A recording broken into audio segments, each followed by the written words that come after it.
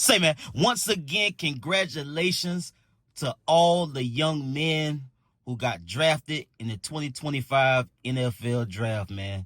Shout out, triple salute to everybody, all the young men from all different walks of life, from all over the country.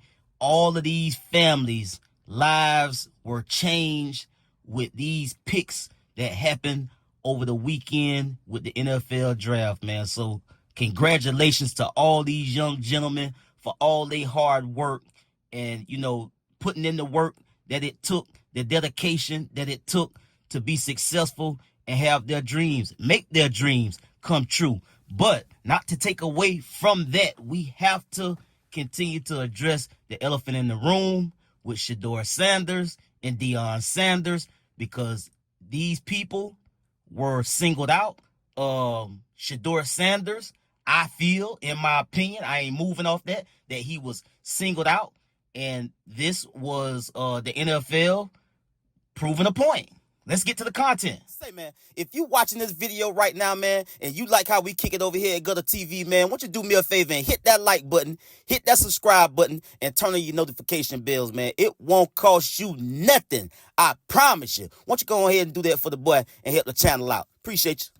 It looks like you're wearing your signing bonus here. I mean, you know, and plus we have we can see the nice primetime logo already, or what? Yeah, we got sweatsuits started, jackets started, everything. We got it going on here. Everybody got on jewelry. Even the baby got a little something. We ready now. Even the baby has jewelry. Your feelings about going to Atlanta? No doubt it was your first preference. Definitely. Atlanta or Tampa Bay. And Atlanta chose me, and I'm very pleased with that decision. I can't wait to get to town with Coach Campbell and get with them fans down there and pack them in there. When Detroit took the other Sanders, I saw a big grin come across your face. Man, I was so happy. But I was kind of scared. I thought Detroit was going to take me. I would ask for so much money that I had to put me on layaway. On layaway, huh? No baseball's leverage there, huh? Teams that I won't allow him to play for.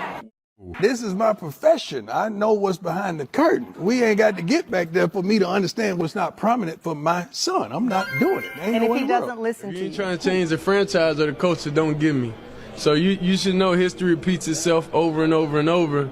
And I've done it over and over and over. So it should be no question why an NFL franchise should pick me. You think I'm worried about what critics say or what people got to say? You know who my dad is? They hated on him too. So it's like it's almost normal. Without people hating, it's not normal for us. So we like the adversity. We like everything that comes with the name. That's why we are who we are. In the 2025 NFL Draft, the Seattle Seahawks select Nick Warrior, DB, South Carolina.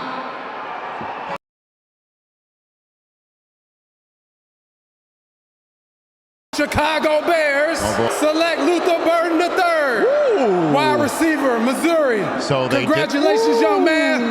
Bear down. So now we know why Cardinals select Will Johnson, defensive back, Michigan. All right. Rise up, Red Sea. Get a photo. Yeah, come on. Oh, hey, yeah, come on, man. Get you up here, man. Get you up here, man. Right here, okay?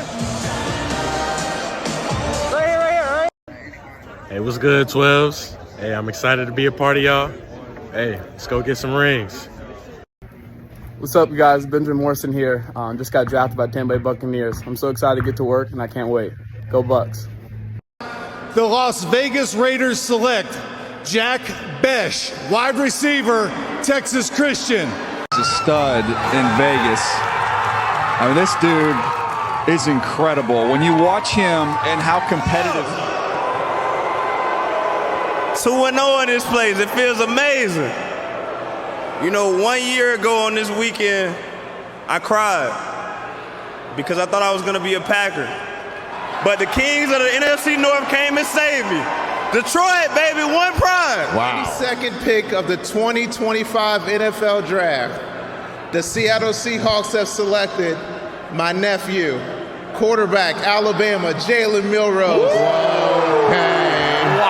Cleveland Browns select Dylan Gabriel, boy. quarterback, Oregon. So Dylan Gabriel is going to Cleveland. We just saw two more quarterbacks taken here in the third round, not named Shedeur Sanders. This is Mickey Loomis here, GM of the Saints. How you doing? Good, how are you, man? Good, been waiting on you. Yeah, we have. It's been a long wait, man.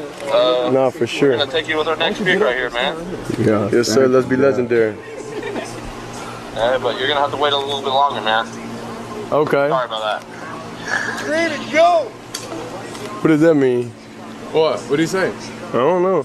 How you gonna ask us what it means and you was on the phone? You heard that? He said you're gonna have to wait a little bit longer.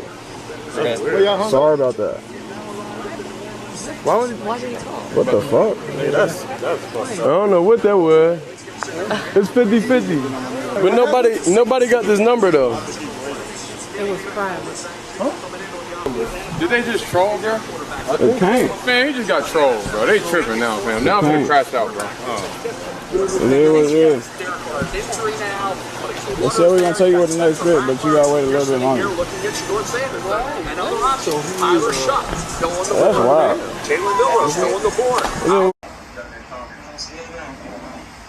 This is Mickey Loomis here, the GM of the New Orleans Saints. How you doing? This is Mickey Loomis here, GM of the Saints. How you doing? Good, how are you, man?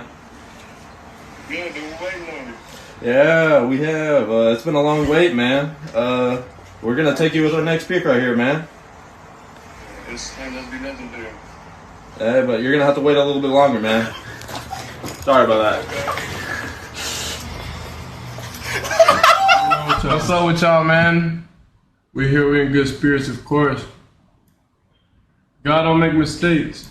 We got faith in God no matter what. Whatever it is. Whatever it is, bro, we're not worried about nothing. In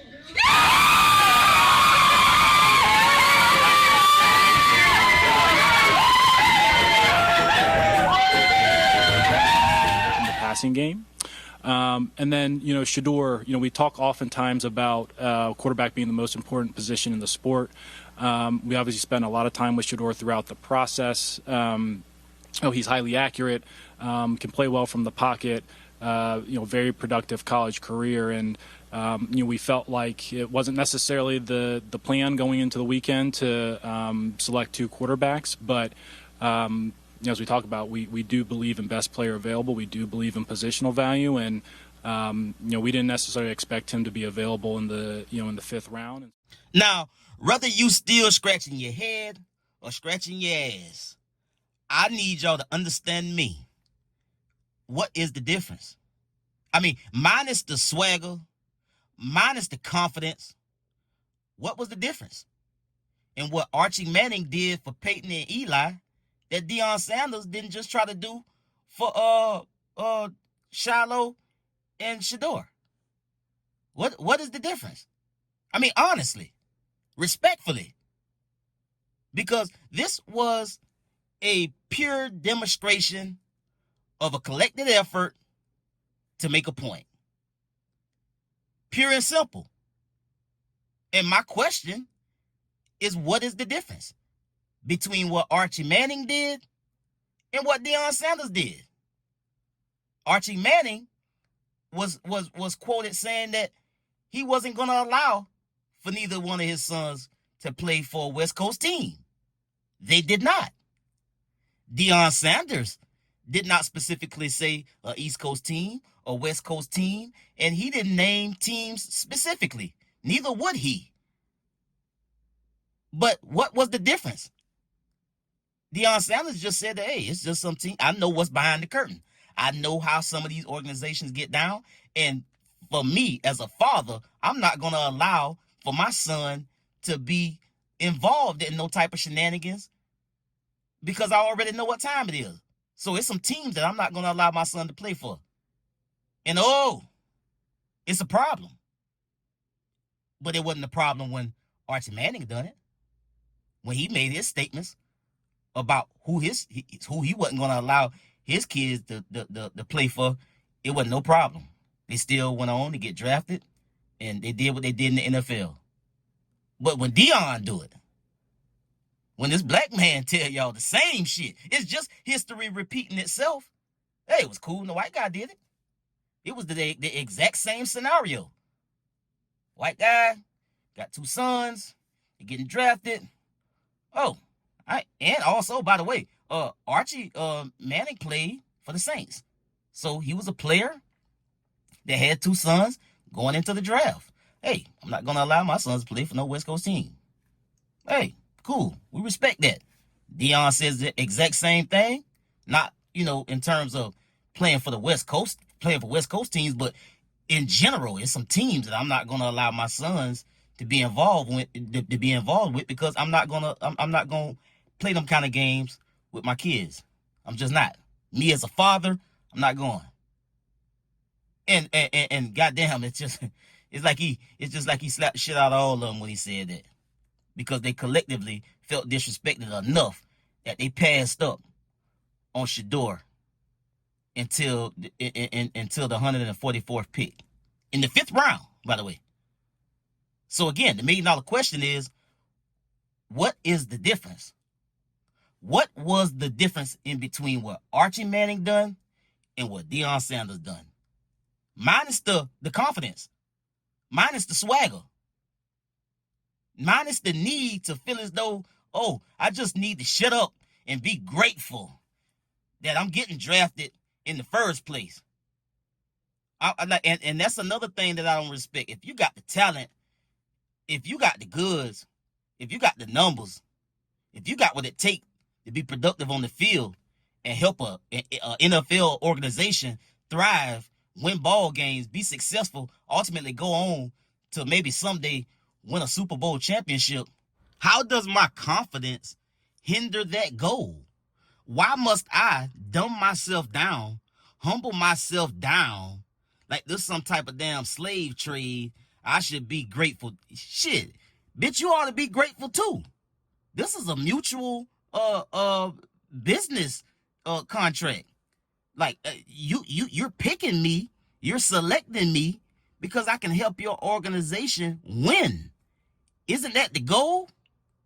But no, I'm supposed to humble myself down, dumb myself down. Like what is that? When did that become a factor in what you look at in terms of talent? Seriously, me being confident hinders the goal of winning ball games? You point me out an NFL superstar that don't move and act and conduct itself in a confident way and weigh tens of thousands of dollars in jury on the football field. That's confidence. That's cockiness. That's swagger. But they also got the talent to back it up. Nobody's saying nothing about none of that. Like, it just, none of it makes sense is what I'm saying, people. And so there lies the question. Why did this happen? Why? What was the difference? And let me say this as well before I get up out of here. To all of my white brothers and sisters, if you feel more bothered by the fact that we call a thing more so than you're bothered by the act that's actually committed against us, you the problem. Yeah, look in the mirror. Yeah. You the problem. You the motherfucking problem. Because see, let me help y'all understand something. Black people, we are very, very talented. We are very, very gifted. Greatness is in our DNA. You understand me? You can never break us. We will never bend. We will never fold. We will never go away. We will never stop being gifted and great. And let me turn y'all on the game. Let me peep this. We got a superpower, people. You understand me? God gifted us with a talent to also see past bullshit.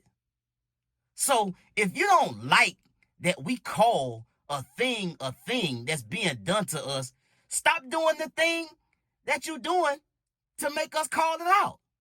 All you got to do is just stop doing the shit that we telling you you're doing, that you saying you're not doing. You dig what I'm saying?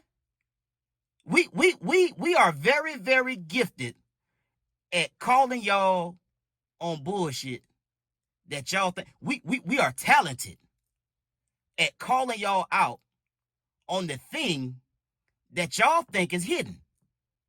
We just love to expose the thing that you think is covert. The thing that you're doing and saying that you think is somehow oblivious to us. The thing that you're doing and saying that you think is hidden. We bring it up and expose it each and every time. That is to let you know that you can't get bullshit past us. Now, I haven't made this about race, but I do believe it's the undertone. I believe the undertone of racism is there in some way, but I don't believe it's completely and solely about race. And to be honest, it's been more white people made this situation about race than black people has, based on everything that I've seen and everything that I've read. So again, stop telling us how the fuck to feel about something when it's being done to us, white people. Stop that bullshit. You understand me? Stop playing the race card and doing racist shit if you don't want us to call it out. Y'all get worked up when we call y'all on this shit every single time because you think you're getting away with it, and then you find out you're not. Damn, they called us again. Yeah, we're gonna catch you every time. You understand me? And so at the end of the day, stop playing with us, bro. Y'all think we slow, y'all think we not competent, because that's a racist trope in itself. We just dumb, right? But we've been proven since y'all brought us here that we're not dumb. Y'all know we're not. You just want to hang on to everything that make you feel like, those were the good old days and the good old times. You want to hold on to it and not let it go. And y'all the motherfuckers that's slow, trying to play these old ass historic games on some of the biggest finesses and some of the biggest game spitters and game players in the world. We them ones. I'll get at y'all on the next one, man. Y'all be smooth. I'm out.